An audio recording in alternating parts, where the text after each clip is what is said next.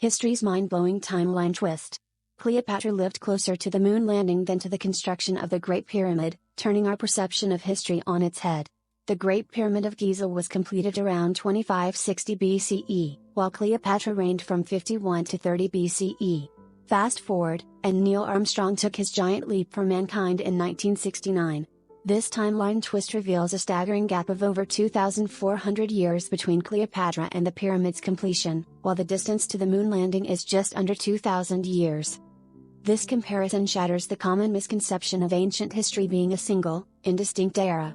Cleopatra's world was rich with Roman influence, a bustling Alexandria, and the looming presence of Julius Caesar and Mark Antony. Her Egypt was a sophisticated civilization, vastly different from the pyramid-building era of the Old Kingdom pharaohs. In Cleopatra's time, the pyramids were already ancient relics, as distant to her as the medieval period is to us. The sands had shifted around them for millennia, and they stood as silent witnesses to Egypt's evolving history.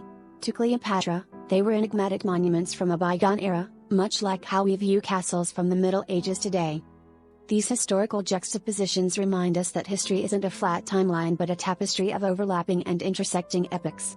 The lives of great figures like Cleopatra were intertwined with events that, to us, seem impossibly distant. Understanding these temporal relationships enriches our appreciation of the past and highlights the complexity of human history. Ancient Egypt's ingenious innovation. Did you know that the first prosthetic limb was crafted over 3,000 years ago in ancient Egypt? Forget the high-tech prosthetics of today, back then, they were already making artificial body parts with astounding precision and purpose. This early example of medical ingenuity was a wooden toe found on a mummy, designed not only for appearance but also for functionality, allowing the wearer to walk more naturally. Imagine the skill and knowledge required to create something so complex in a time when the wheel was still considered cutting-edge technology in many parts of the world.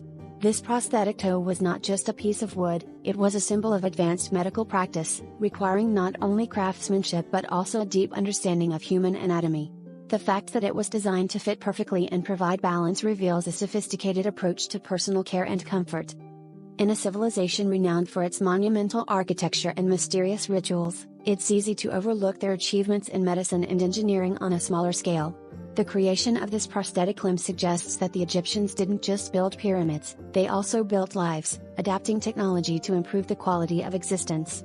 This toe is a direct line to the heart of a society that valued the well-being and dignity of individuals.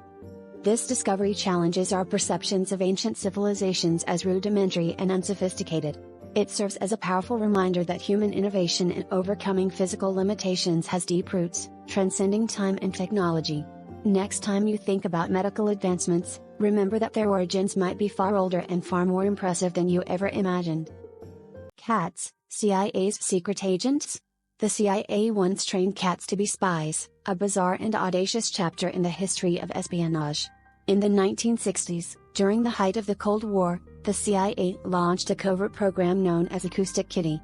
The aim was to implant listening devices inside cats and use them to eavesdrop on Soviet conversations, hoping the inconspicuous animals could slip by unnoticed. Engineers surgically implanted a microphone in a cat's ear canal, a small radio transmitter at the base of its skull, and a thin wire into its fur. The concept was to release the feline near the target, allowing it to wander close enough to pick up valuable intelligence. However, the project soon encountered challenges that no one had foreseen, as the cats proved difficult to train and far less predictable than any human agent. The first test mission was a disaster. The cat was released in a park to eavesdrop on two men sitting on a bench, but before it could get close, it was run over by a taxi. This incident highlighted the impracticality of the project, demonstrating that even with the most advanced technology, the unpredictability of animals was a major hurdle. The CIA eventually abandoned the project, having spent millions of dollars on what became known as one of the most bizarre and costly failures in espionage history. Acoustic Kitty serves as a peculiar reminder of the lengths intelligence agencies have gone to in pursuit of their goals and the sometimes strange intersections of technology and ambition. Emus versus soldiers, epic fail. Imagine a war where the enemy isn't human but a flock of giant, flightless birds, and the birds win. In 1932, Australia faced an army of emus, and despite deploying soldiers armed with machine guns, the military lost. This wasn't a scene from a comedy, but an actual event known as the Great Emu War, where the Australian Army went head-to-head with these relentless creatures. The goal was to curb the emu population that was ravaging farmland, but it quickly spiraled into an unexpected battle that left the military red-faced. The emus, over 20,000 strong, were proving to be a significant nuisance for farmers in Western Australia. They invaded crops, trampled fences, and consumed wheat that was desperately needed during the Great Depression. In response, soldiers armed with Lewis guns were sent to tackle the problem, underestimating the agility and speed of these seemingly unwieldy birds. The emus formed flocks, moved unpredictably, and even developed strategies to evade capture and bullets, leading to a comical yet frustrating series of skirmishes. Despite the soldiers' best efforts, the emus emerged victorious, outmaneuvering the military with surprising ease. The operation was eventually abandoned, with one soldier famously declaring, "If we had a military division with the bullet-carrying capacity of these birds, it would face any army in the world." The emu's ability to withstand the assault and continue their agricultural raids highlighted the unexpected resilience of nature against human intervention. The Great Emu War became a poignant example of the unpredictable challenges faced by military forces when nature strikes back. This bizarre chapter in history serves as a reminder of the limitations of human power and the absurdity that can arise when we underestimate the natural world. While it may seem like a humorous anecdote, the event underscores the importance of respecting and understanding the environment, a lesson as relevant today as it was in the 1930s. Morning beer revolution. Imagine waking up and reaching for a pint instead of a coffee. 18th century Englanders did just that, sipping beer as their morning brew. In a time when clean drinking water was scarce, beer became the breakfast of choice, offering a safer alternative to potentially contaminated water sources. This wasn't a rebellious act but rather a practical solution to a pervasive problem, blending necessity with nourishment. Beer in the morning wasn't just about hydration, it was a staple across all classes. From the workers in the fields to the gentry in their manors, beer was universally consumed. It wasn't the high-alcohol craft brews we know today, but rather a lighter, low-alcohol version known as small beer, which provided the calories and hydration needed to start the day.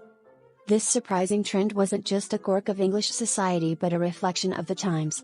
With tea and coffee yet to become the breakfast staples we now recognize, beer filled the gap, shaping morning routines in ways that seem unthinkable today. The cultural shift away from this practice began as clean water and alternative beverages became more accessible and popular. The historical breakfast beer habit offers a fascinating lens into how societal norms and daily habits are deeply intertwined with the resources and challenges of the era. It challenges our modern conceptions of breakfast, illustrating how our current routines are shaped by both necessity and choice, evolving alongside advancements in lifestyle and health. Human alarm clocks explained. Before alarm clocks, there was a profession where people were paid to knock on windows to wake others up. Imagine relying on a stranger, known as a knocker-upper, to make sure you didn't oversleep. In the 19th and early 20th centuries, especially in Britain and Ireland, these human alarm clocks roamed the streets with long sticks or pea shooters to tap on windows and rouse sleeping workers. The knocker-uppers were particularly vital during the Industrial Revolution when punctuality was crucial for factory workers. They often worked the pre-dawn hours, ensuring that laborers made it to their jobs on time. The job required not just punctuality but also knack for remembering which windows to knock on and at what times.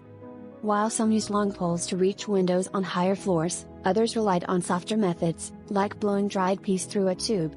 This peculiar profession thrived in an era when mechanical clocks were too expensive for most families, and it persisted until the technological advancements of more affordable alarm clocks. The knocker-uppers eventually became obsolete, leaving behind a fascinating glimpse into the unusual ways societies have adapted to meet their needs. This forgotten job serves as a reminder of how dramatically life has changed with technology's evolution, turning the once essential knocker-upper into a quirky historical footnote. 38-minute war explained. Imagine a war so brief that it lasted less than the average lunch break, just 38 minutes. This blink-and-you'll-miss-it conflict was the Anglo-Zanzibar War of 1896, the shortest war in recorded history. It erupted when a succession crisis in Zanzibar led to a standoff between the British Empire and the small island nation. The British, who had a vested interest in controlling the region, faced off against Sultan Khalid bin Bargash, who had taken the throne without British approval. Khalid's brief reign began on the morning of August 27, 1896, and so did the war. Determined to maintain control, Khalid fortified his palace with a modest defense force and a few artillery pieces. But the British had already anchored 5 warships in the harbor, ready for action. When their ultimatum expired, The British launched a bombardment that quickly overwhelmed Khalid's forces, destroying his palace and silencing his guns.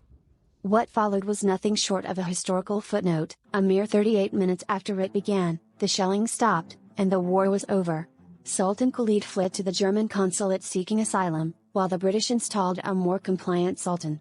The swift and decisive nature of the conflict left a lasting impression on the region, reinforcing British dominance and reshaping the political landscape of Zanzibar. This astonishingly brief conflict serves as a reminder of how quickly power can shift and how history is often made in the blink of an eye. The Anglo-Zanzibar War remains a fascinating example of the speed at which geopolitical dynamics can change, reflecting the era's colonial tensions and the immense influence wielded by imperial powers. Olympic champions got oil. Forget gold medals, ancient Olympic champions walked away with jars of olive oil. Imagine training for years, competing in grueling events, and instead of a shiny medal, you receive a container of oil. But this wasn't just any oil, it was liquid gold in ancient Greece, a highly prized commodity that symbolized wealth, health, and prosperity. Olive oil was integral to Greek culture, used in everything from cooking to skincare and even as fuel for lamps. This made it a highly valuable reward, far more practical than any medal trophy. In fact, winning olive oil was akin to receiving a lifetime supply of the finest luxury product available at the time. The oil came from sacred groves dedicated to the goddess Athena, adding a divine endorsement to the victor's glory. The number of amphorae, large jars, awarded could be staggering. In some events, winners might receive up to 500 amphorae, a quantity that could set them up for life. These enormous prizes highlighted the importance of athletic prowess and the honor it brought not just to the individual but to their entire city-state. Victors became living legends, their names sung in songs and etched into history. This unconventional reward system underscores how ancient societies valued tangible, everyday luxury over symbolic accolades.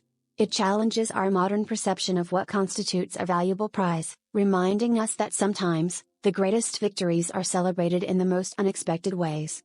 The ancient Olympics didn't just crown athletes, they showered them with an abundance that spoke to the heart of their civilization. Saved from scrap metal. The Eiffel Tower was nearly scrapped as a temporary structure. Imagine Paris without its iconic Iron Lady. When Gustave Eiffel designed the tower for the 1889 World's Fair, it was meant to stand for just 20 years before being dismantled. This architectural marvel, now a symbol of romance and innovation, was initially met with harsh criticism from many Parisian artists and intellectuals who saw it as an eyesore. The plan was clear: after 2 decades, the land would be returned to the city, and the tower would be sold for scrap metal. But as the expiration date approached, something unexpected happened. The tower had become a valuable asset for scientific experiments, particularly in radio transmission. Eiffel himself had a passion for meteorology and aerodynamics, using the structure to conduct groundbreaking research. The tower's survival was secured through its newfound purpose, proving that function could indeed marry form. By the early 20th century, the Eiffel Tower had transitioned from a temporary exhibit to a permanent monument, a testament to human ingenuity and adaptability. The very thing that had drawn so much ire turned into an irreplaceable part of the Paris skyline, drawing millions of visitors each year.